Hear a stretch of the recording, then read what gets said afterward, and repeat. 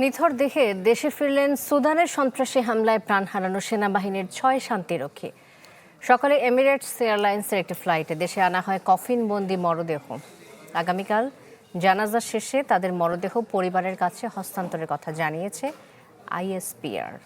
নতুন এবং ফিরে আসা গ্রাহকদের জন্য নগদে চলছে ক্যাশব্যাক সহ প্রতিদিন হাজারো উপহার জেতার সুযোগ। হবে আশা আর ফেরা, সারপ্রাইজ সেরা।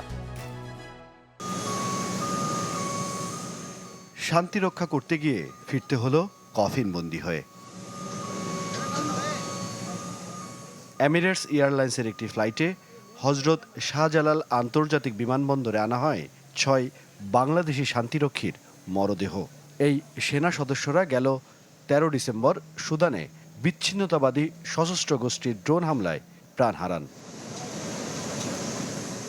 বিমানবন্দরে বাংলাদেশ সেনাবাহিনীর chief of general staff lieutenant general Mizanur Rahman Shamim শান্তিরক্ষীদের মরদেহ গ্রহণ করেন। ছিলেন বাংলাদেশ জাতিসংঘের ভারপ্রাপ্ত আবাসিক প্রতিনিধি, ইউনিসেফ ফোর্স কমান্ডার সহ অন্যান্যরা। এ সময় তারা শহীদ সেনা সদস্যদের প্রতি সম্মান জানিয়ে 1 মিনিট নীরবতা পালন করেন। বিমানবন্দর থেকে লাশবাহী গাড়ি করে সেনা প্রোটোকলে মরদেহ নেওয়া হয় সিএমএইচ-এর হিমঘরে। রোববার জানাজা শেষে সেনা মর্যাদায় পৌঁছে দেওয়া হবে পরিবারের কাছে, জানিয়েছেন আইএসপিআর।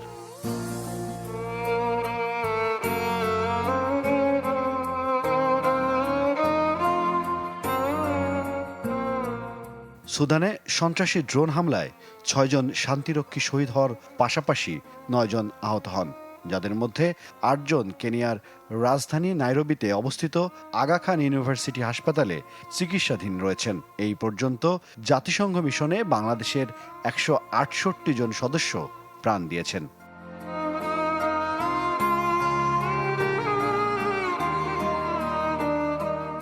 হিরণ খান, চ্যানেল 24, ঢাকা।